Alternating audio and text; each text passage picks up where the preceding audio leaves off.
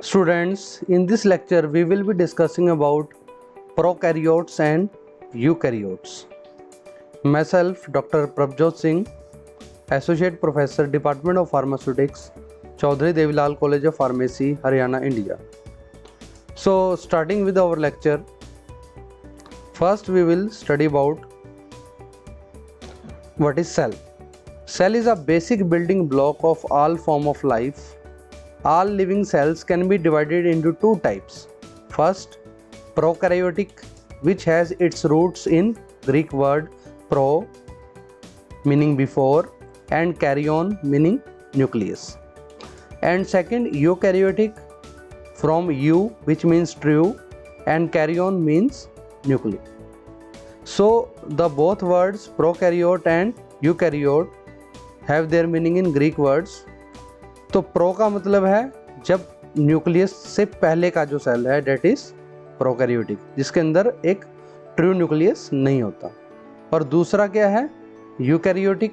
Eukaryotic होता है जिसके अंदर ट्रू न्यूक्लियस हो, मतलब असली का एक मेम्ब्रेन बाइंड जो न्यूक्लियस है, जो जेनेटिक मटेरियल है, वो एक मेम्ब्रेन के अंदर इनक्लोज्ड होता है. वो होता है आपका eukaryotic cell. Prokaryotic cell like a nucleus and other membrane enclose structures. तो जितने भी मेम्ब्रेन इनक्लोज स्ट्रक्चर्स हैं वो प्रोकैरियोटिक सेल के अंदर नहीं होते. और यूकैरियोटिक के अंदर वो मेम्ब्रेन के अंदर बाउंड होते हैं स्ट्रक्चर, जैसे माइटोकॉन्ड्रिया हो गया, इस तरह के न्यूक्लियस हो गया, माइटोकॉन्ड्रिया हो गया, गोल्जी बॉडीज होगी. All prokaryotes are single celled organisms and all are bacteria. तो जितने भी प्रोकैरियोट हैं वो सारे के सारे बैक्टीरिया होते हैं. और जो यूकैरियोट होते हैं वो आपके प्लांट्स, एनिमल्स, फंगाई, प्रोटिस्ट, जैसे एमोएबा, पैरामीशियम, मलेरिया पैरासाइट हो गया, पैरामीशियम. तो ये सारे के सारे ये आपके आते हैं यूकैरियोट के अंदर. इसके बाद इनकी अगर हम सिमिलैरिटीज़ की बात करें, there are some similarities in prokaryotic and eukaryotic cells. Both are surrounded by a cell membrane और plasma membrane. Although some cells have structures that extend beyond this membrane or surround it, the membrane defines the boundaries of the living cell. तो दोनों के दोनों सेलों के जो उनके ऊपर cell membrane होती है, इससे इनक्लोज होते हैं, और कुछ स्ट्रक्चर मेम्ब्रेन से बाहर भी होते हैं. तो सेल मेम्ब्रेन होगी या फिर प्लाज्मा मेम्ब्रेन होगी, ये दोनों सेल्स के अंदर मौजूद होती है. दोनों सेल्स के अंदर ही जो आपका जेनेटिक मटेरियल है वो डीएनए की फॉर्म में होता है. There are also some differences in prokaryotic and eukaryotic cells. अब इनके डिफरेंसेस की बात करें, जो यूकैरियोटिक सेल है उसका जो डीएनए है वो एक मेम्ब्रेनस न्यूक्लियर इन्वेलप से सराउंड होता है, जिसको न्यूक्लियर मेम्ब्रेन कहते हैं. और उसी जो अगर हम बात करें प्रोकैरियोटिक सेल की, इसके अंदर DNA is in a nuclear region not surrounded by a membrane. Eukaryotic cells also have a variety of internal structure called organelles और लिटल ऑर्गन्स. तो यूकैरियोटिक सेल्स के अंदर छोटे छोटे ऑर्गन्स भी होते हैं जो कुछ स्पेसिफिक फंक्शंस करते हैं. प्रोकैरियोटिक सेल्स के अंदर ये मेम्ब्रेन इनक्लोज ऑर्गेनेलिस नहीं होती. ठीक है, तो इस टेबल के अंदर आपकी कुछ सिमिलरिटीज हैं प्रोकैरियोट और यूकैरियोट के बारे में दी हुई. कुछ डिफरेंसेस भी हैं, सिमिलरिटीज भी हैं, दोनों इसके अंदर मेंशन्ड हैं. जेनेटिक मटेरियल की बात करें, सिंगुलर क्रोमोसोम होता है, और इसकी अगर बात करें हम, पेयर्ड क्रोमोसोम्स होते हैं. तो क्रोमोसोम की पेयरिंग होती है यूकैरियोटिक सेल के अंदर.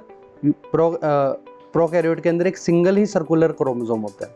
अगर हम जेनेटिक इंफॉर्मेशन की बात करें तो वो एक रीजन होती है, उसको न्यूक्लियोइड कहते हैं, और यूकैरियोटिक के अंदर वो न्यूक्लियस होता है. अगर हम न्यूक्लियोलस की बात करें तो ये एब्सेंट होता है प्रोकैरियोट के अंदर, और यूकैरियोट के अंदर वो प्रेजेंट होता है. हिस्टोन्स की बात करें तो वो प्रोकैरियोट में एब्सेंट होते हैं और यूकैरियोटिक सेल के अंदर प्रेजेंट होते हैं.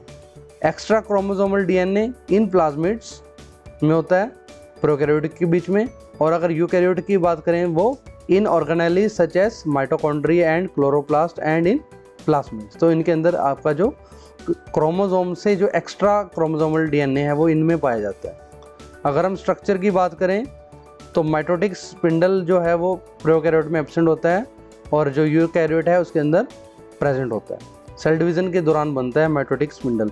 ये आपके जो क्रोमोसोम्स हैं उनको जब वो पेयरिंग उनकी पहले क्या होते हैं कि वो अलग अलग हो जाते हैं जो क्रोमोसोम है, फिर उनको सेल की एक तरफ एक सेट को लेके जाता है मिटोटिक स्पिंडल और दूसरे को दूसरी तरफ ले जाता है, बाद में फिर 2 डॉटर सेल्स बन जाते हैं।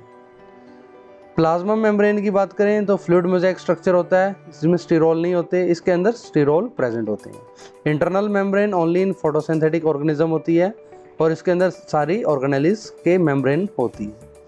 एंडोप्लाज्मिक रेटिकुलम एब्सेंट होता है प्रोकैरियोट में और यूकैरियोट में प्रेजेंट होता है। रेस्पिरेटरी एंजाइम्स कहाँ पर प्रेजेंट होती हैं? सेल मेम्ब्रेन में, और यूकैरियोटिक के अंदर वो माइटोकॉन्ड्रिया के अंदर प्रेजेंट होती है। क्रोमेटोफोर्स जिससे कलर आता है प्रेजेंट इन फोटोसिंथेटिक बैक्टीरिया और वहीं ये एब्सेंट होते हैं इन यूकैरियोट्स के अंदर। Chloroplast is absent in prokaryote and it is present in some eukaryotic cells such as plant cells. Golgi apparatus होता है वो एब्सेंट होता है और इधर प्रेजेंट होता है। लाइसोसोम एब्सेंट इधर प्रेजेंट, पेरोक्सिसोम एब्सेंट प्रेजेंट। ठीक है, राइबोसोम की अगर हम बात करें तो सिर्फ 70S के होते हैं। 70S सेडिमेंटेशन यूनिट है स्वेटबर्ग। और यूकैरियोट के अंदर 2 तरह के होते हैं राइबोसोम्स, 80S एंड 70S।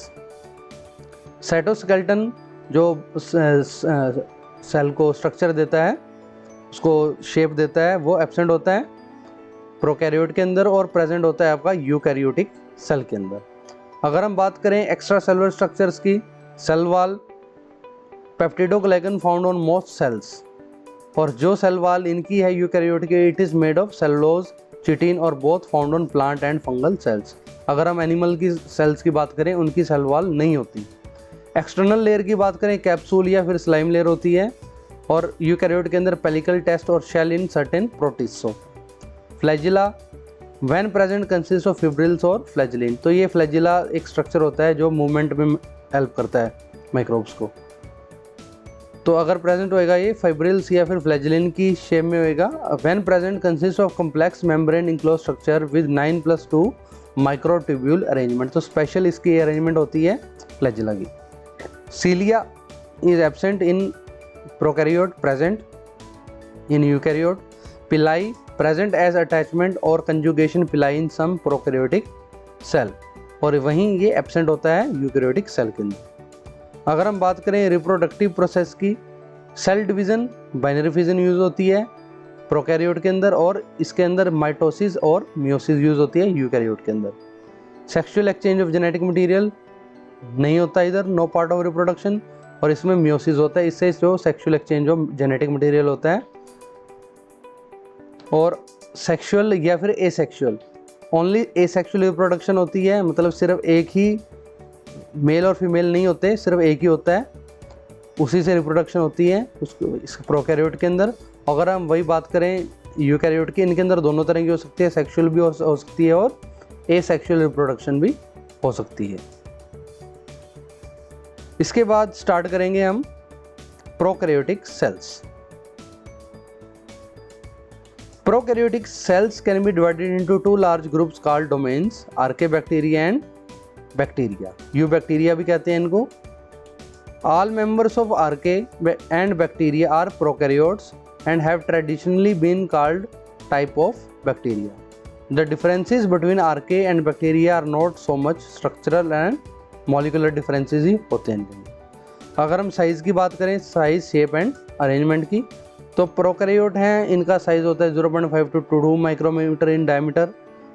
ठीक है, for comparison human blood cell 7.5 micrometre का होता है, तो ये काफ़ी स्मॉल होते हैं। इसके अलावा some spiral bacteria have much larger diameter and some cyanobacteria are 60 micrometre long.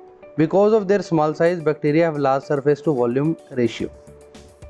इसके अलावा अगर हम यूकैरियोटिक सेल की बात करें, with a diameter of 20 micrometer have surface area of about 1200 micrometer square and volume of about 4000 micrometer cube. Their surface to volume ratio is 1200 to 4000. तो इनका जो साइज होता है यूकैरियोट्स का ज़्यादा बड़ा होता है। इसके बाद हम अगर इनकी शेप्स की बात करें तो कोकस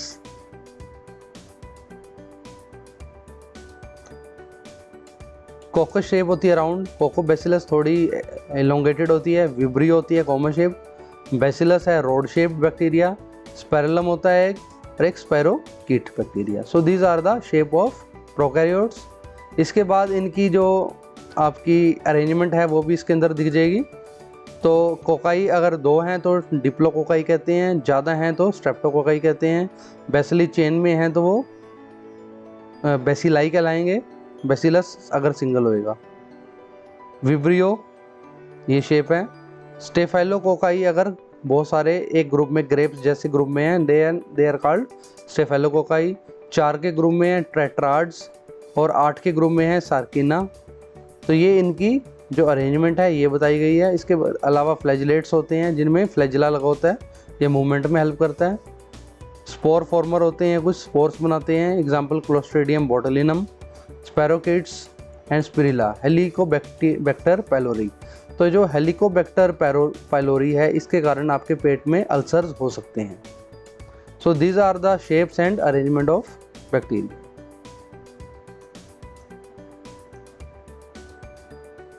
इसके बाद आता है स्ट्रक्चर ऑफ प्रोकैरियोटिक सेल। तो अगर हम स्ट्रक्चर की बात करें, a cell membrane usually surrounded by cell wall and sometimes by additional outer layers.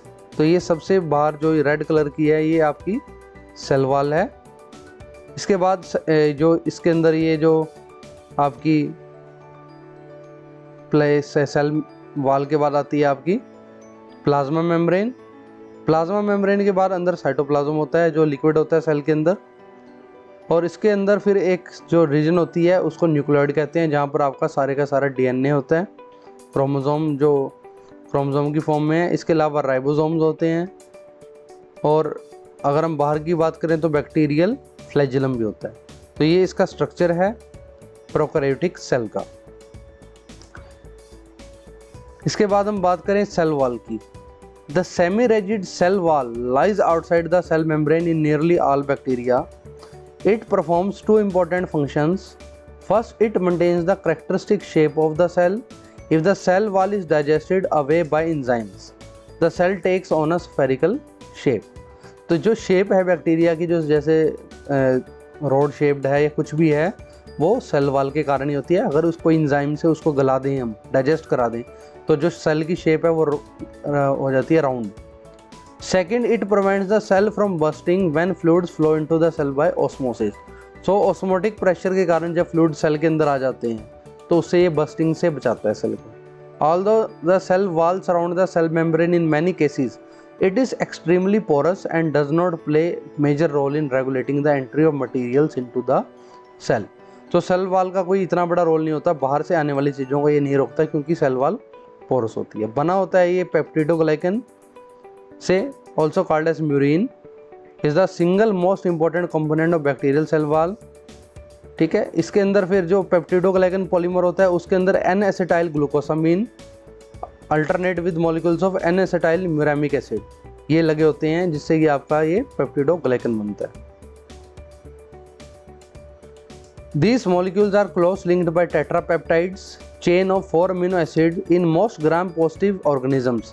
तो जो बैक्टीरिया होते हैं they can be divided into 2 types. Classification can be done on the basis of stain. They can be divided into gram positive and gram negative bacteria. तो method होता है उनको colour देने का। अगर उनका ब्लू कलर आता है दे आर ग्राम पॉजिटिव, अगर उनका पिंक कलर आता है then they are gram negative. ऐसे उनको हम डिफ्रेंशिएट कर सकते हैं। The third amino acid is lysine. इनके अंदर in most gram negative organism it is diaminopimelic acid. तो ये 2 अमीनो एसिड्स का फर्क है। अगर ग्राम पॉजिटिव है तो उसमें लाइसिन होता है और इसमें डाइमिनोपिमेलिक एसिड होता है। Cell walls of gram positive organisms have an additional molecule called teichoic acid. ये ग्राम पॉजिटिव ऑर्गेनिजम्स के अंदर ही होता है। आउटर मेम्ब्रेन भी होती है कुछ माइक्रोब में, सिर्फ ग्राम नेगेटिव बैक्टीरिया में ज़्यादा पाई जाती है। Is a bilayer membrane, it forms the outermost layer of cell wall and is attached to the peptidoglycan by an almost continuous layer of small lipoprotein molecules. The outer membrane acts as core sieve and exert little control over the movement of substances into and out of the cell. तो ये सीव का काम करती है, छलनी का, और कुछ चीज़ों का कंट्रोल करती है, ज़्यादातर का नहीं करती। Lipopolysaccharide, also called endotoxin, is an important part of outer membrane and can be used to identify gram-negative bacteria. It is an integral part of cell wall and is not released until the cell wall of dead bacteria are broken down. तो endotoxin क्या होते हैं, कुछ ऐसी चीज़ें होती हैं जो आपकी बॉडी के लिए हार्मफुल होती हैं। जैसे माइक्रोब किसी ऑर्गेनिज्म के अंदर चला गया, अगर उसके अंदर वो टॉक्सिन रिलीज करेगा, toxin are harmful chemicals, they are of two types, one is endotoxin and one are exotoxins toxins. तो एंडोटॉक्सिन्स क्या होते हैं, they are not secreted outside the microbial cell, वो जब सेल की डेथ होती है तभी बाहर निकलते हैं। और जो एक्सोटॉक्सिन्स होते हैं वो जो आपका सेल है बैक्टीरियल सेल, वो उसको सिक्रेट आउट करता है। इसके बाद आते हैं पैराप्लाज्मिक स्पेस। ये स्पेस होता है सेल मेम्ब्रेन और सेल वॉल के बीच में। It represents a very active area of cell metabolism. इसके अंदर एंजाइम्स प्रेजेंट होते हैं, डाइजेस्टिव वगैरह, तो ये मेटाबॉलिज्म में हेल्प करता है। ट्रांसपोर्ट प्रोटीन्स भी होते हैं इसके अंदर। The periplasm consist of peptidoglycan protein constituents and metabolites found in the periplasmic space. इसके बाद आता है आपका cell membrane. The cell membrane or plasma membrane is a living membrane that forms the boundary between cell and its environment. तो जो cell membrane है इसका ही main function होता है, ये सिलेक्टिव होती है, हर चीज़ को सेल के अंदर ना जाने देती है ना आने देती है। The main function of cell membrane is to regulate the movement of materials into and out of the cell by transport mechanism. तो ये प्रोकैरियोटिक सेल है, इसमें वही सेम पिक्चर है। सबसे बाहर है आपकी कैप्सूल है, जैसे इसमें दिखाया हुआ, ये ग्रीन कलर का कैप्सूल है। इसके बाद आती है सेल वॉल, उसके बाद प्लाज्मा मेम्ब्रेन आती है ये, ठीक है। इसके बाद आता है आपका ये साइटोप्लाज्म, ये आपका आ गया न्यूक्लियोइड जिसमें क्रोमोसोम प्रेजेंट है, प्लाज्मिड्स हैं, इंक्लूजन बॉडीज होती हैं, राइबोसोम्स होते हैं, फ्लैजिलम हो गया ये, ठीक है। ये पाइलस हो गया जिससे कई बार जीन ट्रांसफ़र होता है। और ये जो छोटे छोटे बाल से हैं ये हैं इसके फिम्ब्रे। तो ये सारे पार्ट्स हैं प्रोकैरियोटिक सेल के। इंटरनल स्ट्रक्चर में अगर हम बात करें, साइटोप्लाज्म इज़ लाइक ब्लड, जैसे और चीज़ों में ब्लड होता है, इसके अंदर साइटोप्लाज्म होता है। The cytoplasm of prokaryotic cell is semi fluid substance inside the cell membrane because these cells typically have only few clearly defined structure such as 1, 2 or 3 chromosomes and some ribosomes. They consist mainly of cytoplasm.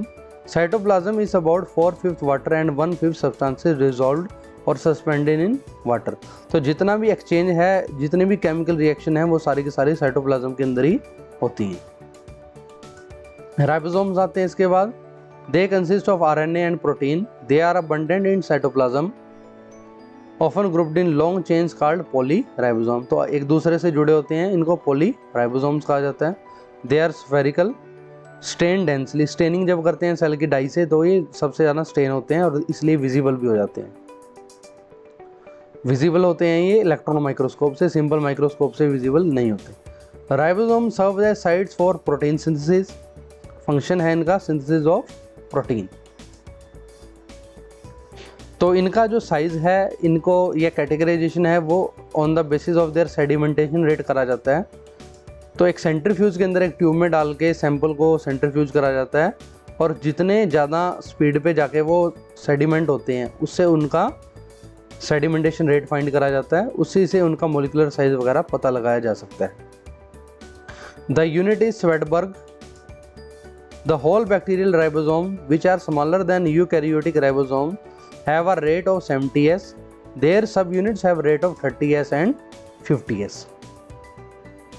इसके बाद अगर हम बात करें nuclear region की, तो nuclear region वो reason होती है जिसके अंदर जो बैक्टीरिया का सारा डीएनए और कुछ केसेस में आरएनए प्रेजेंट होता है। Some bacteria also contain smaller circular molecule of DNA called plasmid. Genetic information in plasmids supplement information in the chromosome. So in this picture we can see this is an electron micrograph of thin section of Neisseria gonorrhoeae showing the organizational features of prokaryotic cell. तो ये इसका electron micrograph है। अगर हम N की बात करें तो N ये यहाँ पर है, न्यूक्लियोइड है जहाँ पर इसका क्रोमोसोम है। इसके अलावा जो ये सारे के सारे जो इसके अंदर जो डॉट्स हैं सारी के सारी these are the ribosomal particles.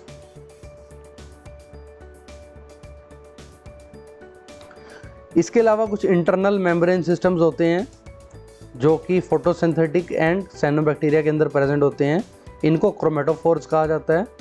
The membranes of chromatophores derived from cell membrane contain pigment used to capture light. तो लाइट को ये कैप्चर करने में हेल्प करते हैं जिससे कि सिंथेसिस ऑफ शुगर्स हो सके। Nitrifying bacteria, soil organisms that convert nitrogen compound into forms usable by green plants also have internal membranes. They house the enzyme used in deriving energy from oxidation of nitrogen compounds। जो nitrogen fixing bacteria होते हैं soil के अंदर present होते हैं, leguminous plants के होते हैं, उनके अंदर भी कुछ स्पेशल मेम्ब्रेन स्ट्रक्चर होते हैं। इसके अलावा कुछ इंक्लूजन बॉडीज होती हैं जैसे ग्रेन्यूल्स हो गए, वेसिकल्स हो गए। Granules are not bounded by membrane, contain substances so densely compacted that they do not easily dissolve in cytoplasm। तो ये छोटे छोटे पार्टिकल्स होते हैं चीज़ों के, जैसे ग्लाइकोजन को हो गया, पॉलीफॉस्फेट को हो गया, इस तरह की ये चीज़ें होती हैं। अगर मेम्ब्रेन बाउंड हो तो उसको फिर वेसिकल्स कह देते हैं, अगर उनके आसपास वेसिकल्स हैं। इसके अलावा एंडोस्पोर्स होते हैं। The properties of bacterial cells just described pertain to vegetative cell. तो जो आपका सेल होता है ये दो फॉर्म में रहता है, vegetative and a vegetative cell. Vegetative का मतलब होता है जो एक्टिव मेटाबोलाइजिंग स्टेट के अंदर हो, जब वो बढ़ रहा हो, रिप्रोड्यूस कर रहा हो, और जब उसको ऐसी इन्वायरमेंट मिले कि उसको वो सर्वाइव ना कर पाए, ड्राईनेस हो जाए या टेम्परेचर ज़्यादा हो जाए, इस केस में जो बैक्टीरिया उसके अंदर स्पोर्स बन जाते हैं, they are known as endospores. Although bacterial endospores are commonly referred to simply as spores, do not confuse them with fungal spores. A bacterium produces a single endospore which merely helps that organism survive and is not a means of reproduction। तो पूरे का पूरा जो bacterial cell है वो एक spore के अंदर कन्वर्ट हो जाता है। वहीं पर अगर हम फंगस की बात करें तो वो जैसे बीज होते हैं वैसे स्पोर्स बनाता है जिससे उसकी रिप्रोडक्शन हो सके। जो स्पोर्स होते हैं they are very highly resistant to heat, drying, acids, bases, certain disinfectants and even radiation। इसके बाद आते हैं मेसोसोम्स। Thin sections of gram-positive bacteria reveal the presence of vesicular or tubular vesicular membrane structure called mesosome, which are apparently formed by an invagination of plasma membrane। तो membrane का ही एक fold होता है, उसी से मेसोसोम्स बनते हैं। ग्राम पॉजिटिव में ज़्यादा होते हैं, ग्राम नेगेटिव के अंदर कम होते हैं। तो इसका आज पहले ये इनको बैक्टीरियल माइटोकॉन्ड्रिया समझा जाता था, the power house of cell, पर आज के टाइम में ऐसा नहीं है। At present there is no satisfactory evidence to suggest that they have unique biochemical और physiologic function. Indeed electron microscopic studies have suggested that mesosomes as usually seen in thin section may arise from membrane perturbations and fixation artifacts। कि ऐसे ही जो जैसे कपड़े में सिलवटें पड़ जाती हैं, इस तरह से ही होते हैं मेसोसोम, जिनका कोई अपना कोई फंक्शन नहीं होता। अगर हम बाहर के स्ट्रक्चर की बात करें प्रोकैरियोट्स के, तो फ्लैजेला होता है। Also about half of the known bacteria are motile और कैपेबल ऑफ मूवमेंट। तो ये मूवमेंट में हेल्प करते हैं। थ्रेड लाइक स्ट्रक्चर होते हैं, long thin helical. A bacterium can have one flagellum or two or more flagella। तो ये एक बैक्टीरिया का वो है, टेम है, ट्रांसमिशन इलेक्ट्रॉन माइक्रोस्कोपी माइक्रोग्राफ है इसका, एट अबाउट 15,000 x। ये जो शेप है दिखाई हुई, this is shape of flagella, और इसको सिंगल में कहते हैं फ्लैजिलम। पिलाई की बात करें, a tiny hollow projection, they are used to attach bacteria to surfaces and are not involve in movement. सिर्फ सरफेस पे चिपकने के काम आता है पिलाई।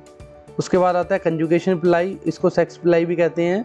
ये एक बैक्टीरिया से दूसरे के अंदर जेनेटिक मटेरियल के ट्रांसफर में काम आता है। इसके बाद आता है अटैचमेंट पिलाई। अटैचमेंट पिलाई और fimbriae helps bacteria adhere to surfaces such as cell surfaces and interface of water and air. तो ये चिपकने के काम आता है बैक्टीरिया के सरफेस के ऊपर। कई बार इसके कारण से ही इसकी बीमारी जो पैदा करने की क्षमता होती है, जिसको पैथोजेनिसिटी कहते हैं, वो भी इसी के कारण ही आती है। क्योंकि उससे क्या होता है कि कॉलोनाइजेशन हो जाती है, एक समूह बन जाता है बैक्टीरिया का जिसमें जो इकट्ठे रह सके। इसके अलावा कुछ बैक्टीरिया के बाहर एक लेयर होती है, उसको कैप्सूल कहते हैं। It is a protective structure outside the cell wall.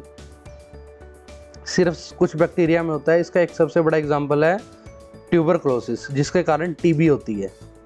तो इसका जो कॉजेटिव ऑर्गेनिज्म होता है वो होता है माइकोबैक्टीरियम ट्यूबरक्लोसिस। इसके कारण ही ये बीमारी होती है।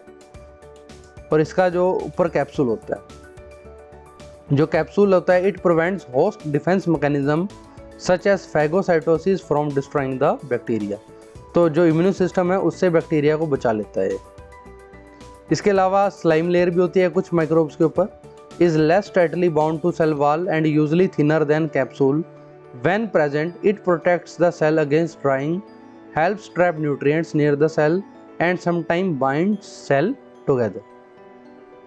तो स्लाइम का जो फंक्शन है, एक तो ड्राइंग से बचाता है, न्यूट्रिएंट्स को ट्रैप करता है, और कई बार ये चिपकने के भी काम आता है रॉक सरफेसेस पे, रूट हेयर्स ऑफ प्लांट्स। तो जहाँ पर इसने फिक्स होना होता है वहाँ पर ये चिपकने में काम आता है। इसको कहते हैं slime layer. So student, this is all about prokaryotic cell. In next lecture we will discuss about eukaryotic cells.